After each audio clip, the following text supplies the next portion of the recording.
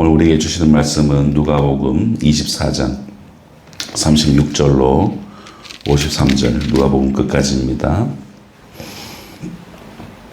교독하겠습니다. 이 말을 할 때에 예수께서 친히 그들 가운데 서서 이르시되 너희에게 평강이 있을지어다 하시니 그들이 놀라고 무서워하여 그 보는 것을 영으로 생각하는지라. 예수께서 이르시되 어찌하여 두려워하며 어찌하여 마음에 의심이 일어나느냐. 내 손과 발을 보고 나인 줄 알라. 너는 탈과 끈가 없으되 너희 본 바와 같이 나는 안되니라. 이 말씀을 하시고 손과 발을 보이시나 그들이 너무 기쁨으로 가리고 믿지 못하고 놀랍게 여기되 이르시되 여기 무슨 것이느냐 하시니 이에 구운 생선 한 토막을 드리니 가져다 그 앞에서 잡수시더라. 또 이르시되 내가 너희와 함께 있을 때에 너희에게 말한 바 곧 모세의 율법과 선지자의 글과 시편의 나를 가리켜 기록된 모든 것이 이루어져야 하리라 한 말이 이것이라 하시고 예, 그들의 마음을 열어 성경을 깨닫게 하시고 또 이르시되 이같이 그리스도가 고난을 받아 제3일에 죽은 자 가운데서 살아날 것과 또 그의 이름으로 제사함을 받게 하는 일이다. 예루살렘에서 시작하여 모든 족속에게 전파될 것이 기록되었으니 너희는 이 모든 일의 증인이라. 볼지어다 내가 내 아버지께서 약속하신 것을 너희에게 이로부터 능력으로 이루어질 때까지 이 성에 머물라 하시니라. 예수께서 그들을 데리고 베다니 앞까지 나가사 손을 들어 그들에게 축복하시더니 축복하실 때 그들을 드러나 하늘로 올려주시니 그들이 그에게 경배하고 큰 기쁨으로 예루살렘에 돌아가 늘 성전에서 하나님을 찬송하니라. 아멘. 누가복음 24장은 전체적으로 세 부분으로 나뉘어져 있습니다. 먼저 1절에서 12절까지는 예수님께서 부활하신 사건에 대해서 언급하고 있고, 그리고 13절부터 우리 앞선 35절까지는 이제 엠마오로 가는, 시리에 빠져서 엠마오로 가고 있던 어느 한 두 명의 제자들에게 나타나시고 그 제자들에게 자신의 부활을 가르쳐 주시고 그들이 또한 그 부활의 기쁨을 제자들에게 증거했던 것을 우리에게 시사합니다. 이제 마지막으로 예수님께서는 제자들에게 찾아가십니다. 그리고 같은 내용을 제자들에게 가르치십니다.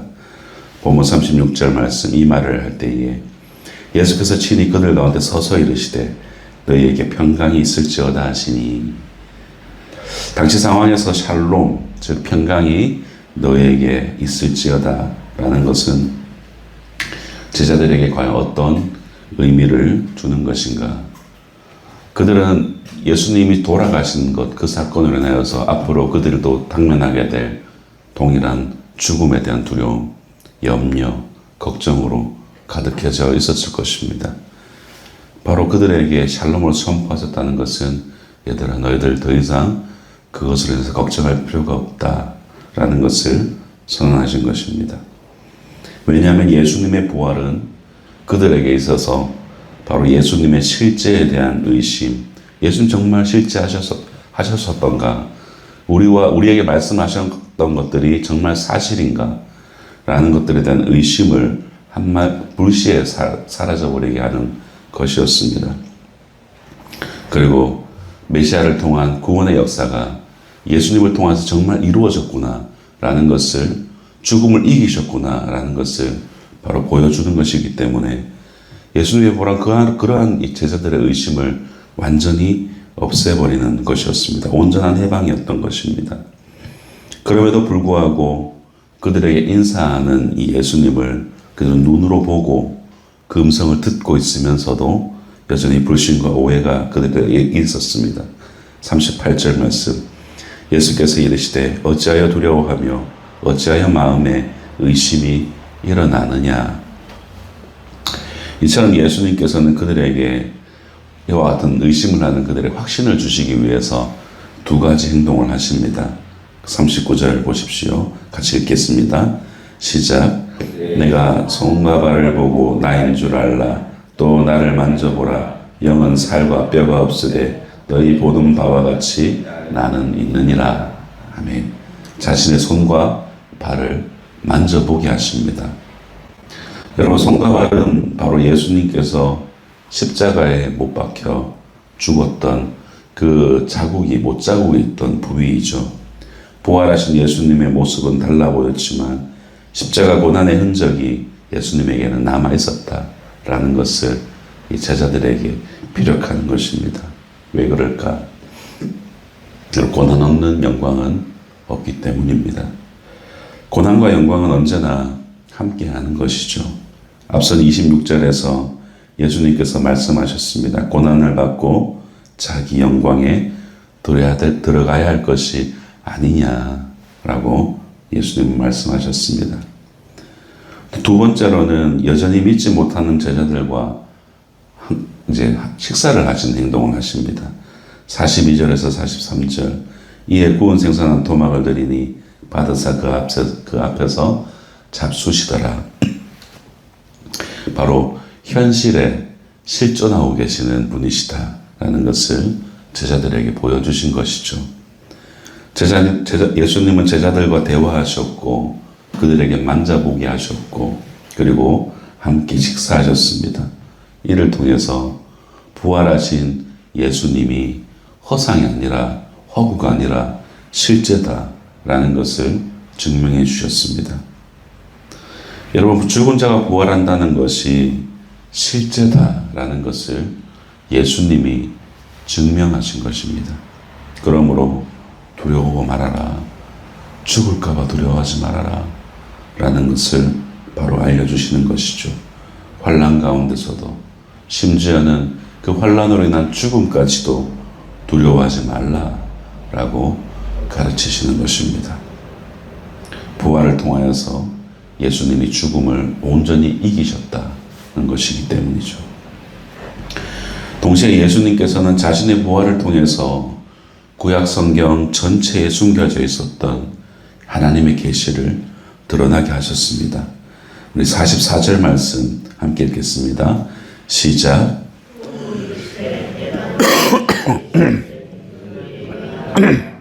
모세의 율법과 선지자의 글과 시편에 나를 가리켜 기록된 모든 것이 이루어져야 하리라 한 말이 이것이라. 아멘. 그리고 이어서 45절 말씀에 이에 그들의 마음을 열어서 성경을 깨닫게 하셨다라고 기록합니다. 그렇다면 성경을 어떻게 깨닫게 된 것인가?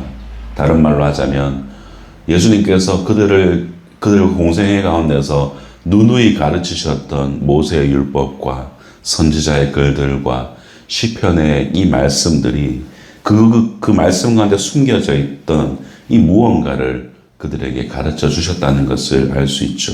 그것이 무엇인가? 46절에서 47절 말씀 같이 읽겠습니다. 시작. 또 이르시되 이같이 그리스도가 고난을 받고 제3일에 죽은 자 가운데서 살아날 것과 또 그의 이름으로 주의 사함을 받게 하는 회개가 예루살렘에서 시작하여 모든 족속에게 전파될 것이 기록되었으니 라고 말씀하십니다.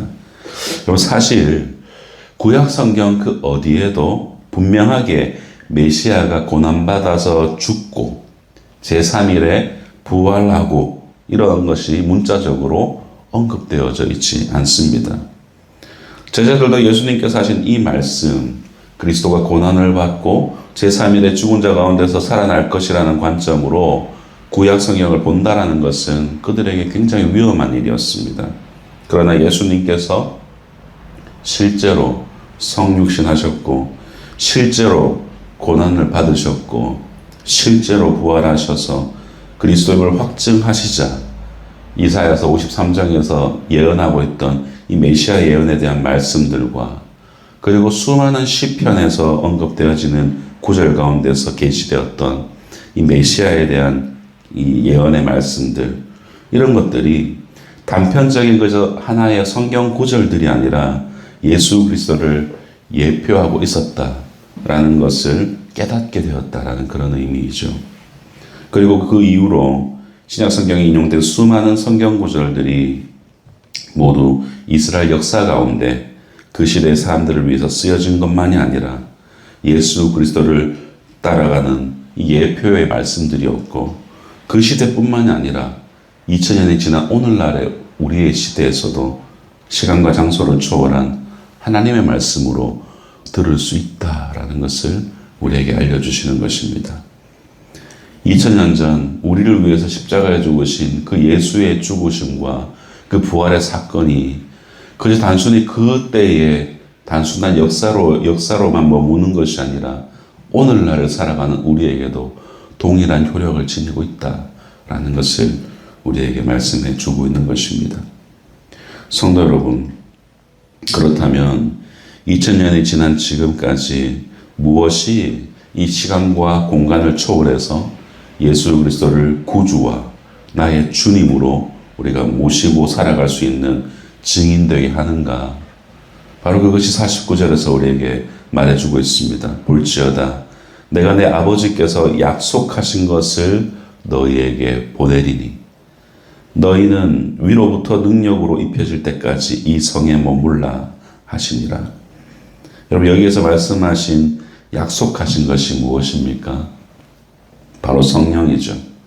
이에 대해서 사도 바울은 고린도전서 2장을 통해서 이 성령의 역사에 대해서 우리에게 분명히 시사합니다.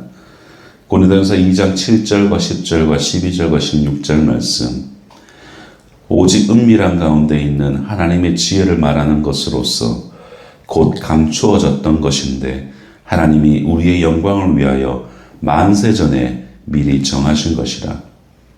오직 하나님이 성령으로 이것을 우리에게 보이셨으니 성령은 모든 것, 곧 하나님의 깊은 것까지도 통달하시느니라. 우리가 세상의 영을 받지 아니하고 오직 하나님으로부터 온 영을 받았으니 이는 우리로 하여금 하나님께서 우리에게 은혜로 주신 것들을 알게 하려 하심이라. 16절, 누가 주의 마음을 알아서 주를 가르치겠느냐? 그러나 우리가 그리스도의 마음을 가졌느니라. 정리하면 성령께서 감추어졌던 하나님의 깊은 것들을 통달하게 하시고 영이신 성령께서 영으로 우리에게 가르쳐 주시겠다고 약속하신 것입니다. 그리고 그리하여서 그리스도의 마음을 오늘날 우리도 가지고 살아갈 수 있도록 하신다. 그 일을 누가 하시느냐? 바로 성령께서 하신다라는 것입니다. 사랑하는 성도 여러분, 말씀을 맺겠습니다. 제자들은 십자가에 달리신 예수님의 손과 발을 직접 만졌습니다. 그리고 사망 권세를 깨뜨리고 부활하신 주님과 함께 식사했습니다. 더 이상 예수님의 말씀이 허공을 치는 공기의 진동이 아니라 심령을 치는 능력의 말씀으로 그들의 인생을 송두리째 뒤흔드는 그런 말씀으로 그들에게 다가온 것입니다. 부활의 주님을 만났기에 성령의 도움으로, 성령의 역사하심으로 그것을 깨달았기에 그들의 삶이 이전과는 완전 180도 바뀌어진 삶을 살 수 있게 된 것입니다. 이제 제자들은 더 이상 두려움과 의심에 사로잡혀 있지 않습니다. 이제 기쁨으로 찬송하면서 기쁨으로 순종하는 그런 이들이 된 것입니다. 그렇게 누가복음의 결말은 다음과 같이 쓰여집니다. 52절에서 53절, 그들이 그에게 경배하고 큰 기쁨으로 예루살렘에 돌아가 늘 성전에서 하나님을 찬송하니라. 아멘. 제자들이 완전히 바뀌었죠. 그들은 베다니 앞에서 예수님의 승천을 보고 기쁨으로 돌아와 찬송하며 다시 오실 때를 기다릴 수 있게 된 것입니다. 성도 여러분, 우리는 잊지 말아야 됩니다. 성령의 능력을 입어야 예수님의 못 박힌 손과 발을 만지고 내가 죄인임을 고백하게 되는 것입니다. 성령의 내주하심을 경험해야 여러분, 우리가 보고 있는 이 성경을 우리는 깨달을 수 있게 되고, 성경을 통하여서 우리의 인생 가운데 하고 계시는 하나님의 음성을 우리는 들을 수가 있는 것입니다. 그러므로 여러분, 성령을 힘 입으시기 바랍니다. 성령을 의지하십시오. 그리하여서 그리스도의 고난과 부활을 경험한 산 증인으로 살아가기를 결단하는 그럼 우리 모든 성도님들 되시기를 주님의 이름으로 축복합니다. 기도하겠습니다. 하나님 아버지, 우리에게 성령의 능력을 입혀 주시옵소서. 고난의 주님을 인격적으로 만나게 하시고 고난을 이기시고 부활하신 주님의 그 약속을 우리가 확신 가운데 가지고 그것을 증거하며 살게 하여 주시며 하나님의 말씀이 사실이다 라는 것과 우리가 그것을 삶으로 증거하는 증인으로서 살아가는 우리 모든 새뜻교회 성도님들 되도록 인도하여 주옵소서. 부활절 단 하루만 부활신앙을 생각하는 것이 아니라 우리의 일상의 삶과 매일의 삶이 부활의 신앙으로 살아갈 수 있도록 주님 은혜를 베풀어 주시옵소서. 부활의 능력으로 승리하는 삶을 살기 원하오니 주님 우리와 동행하여 주시옵소서. 감사드리며 예수 그리스도 이름으로 기도드립니다. 아멘.